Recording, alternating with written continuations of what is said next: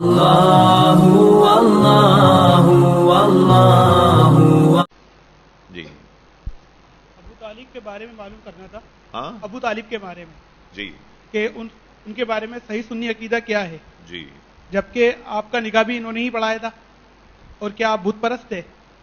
جی کہہ چکے آپ. اعلی حضرت فاضل بریلوی کا ایک مسئلے پر مکمل رسالہ ہے، پورا فتویٰ، جس کا نام شمول الاسلام، اور بہت ادق رسالہ ہے اور بہت ہی تحقیقی رسالہ. میں جو اعلی حضرت نے لکھا وہ آپ کو بتاتا ہوں، کہیں ضرورت پڑے تو کتاب بھی فقیر کے پاس حاضر ہے اور بتا دیں.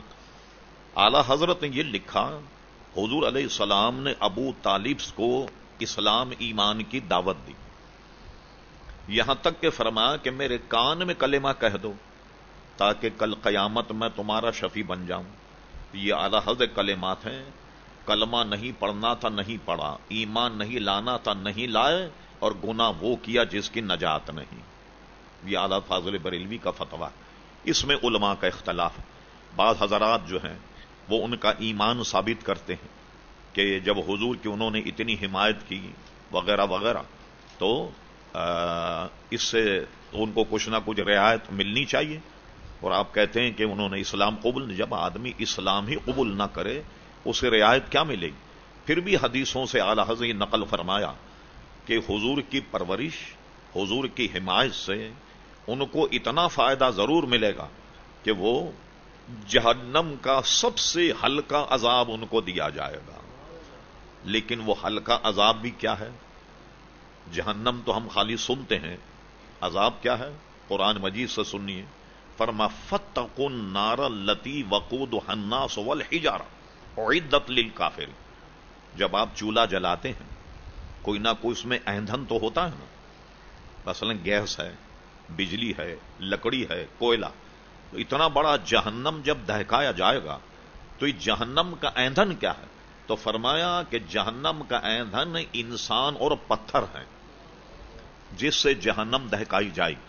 اور سب سے کم عذاب جہنم کا یہ ہے کہ آگ کے جوتے پہنا دیے جائیں گے جس سے دماغ ایسا کھولے گا جیسے ہنڈیا کھولتی ہے. یہ کم عذاب. یہ بھی حضور علیہ السلام کی حمایت میں ان کو یہ عذاب. اس کی دوسری مثال آئی، آپ بارہا سنا ہوگا، بخاری شریف میں حدیث ہے حضرت عباس رضی اللہ عنہ سے متعلق. وہ یہ ہے کہ ابو لہب نے حضور علیہ السلام کی پیدائش کی خوشی میں اپنی لونڈی جس کا نام سویبا تھا، جس کا تلفظ لوگوں نے بگاڑ کر سوبیا کر دیا، اصل تلفظ ہے سویبا، یہ سا سے. سویبا نے حضور کو آن کر کے حضرت عباس رضی اللہ عنہ کو آن کر کے ابو لہب کو، اس کی لونڈی نے ابو لہب کو آن کر اس نے کہا تمہارے یہاں بھتیجا پیدا ہوا، کیونکہ ابو لہب رشتے کے اعتبار سگے چچا تھے. لونڈی نے جب یہ کہا تو آپ نے دہنی ہاتھ کی انگلی کے اشارے سے کہا کہ تو نے چونکہ خوشخبری دی ہے بھتیجا ہونے کی تو آزاد. ایسا اشارہ کیا کہ آزاد. اور ایک روایت میں یہ ہے کہ حضور کی جو دائیاں ہیں ان دائیوں میں حضرت سویبا کا نام بھی ہے کہ حضرت سویبا نے حضور علیہ السلام کو دودھ بھی پلایا. یہ اللہ کی حکمت دیکھیے.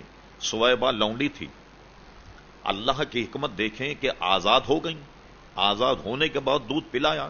ایک حکمت یہ تھی کہ کوئی کمبخت یہ کہتا کہ تم اپنے نبی کی بات کر جو امام الانبیاء سید الانبیاء، ان کو دیکھ لونڈی نے دودھ پلایا. اللہ کی حکمت دیکھیے کہ ان کے دودھ پلانے سے پہلے اللہ نے اسے آزاد کرا لیا تاکہ کوئی یہ الزام نہ لگائے کہ حضور علیہ السلام نے کسی لونڈی کا دودھ پیا اور اس کے بعد وہ آزاد ہو گئی. اس نے حضور علیہ السلام کو کب تک دودھ پلایا؟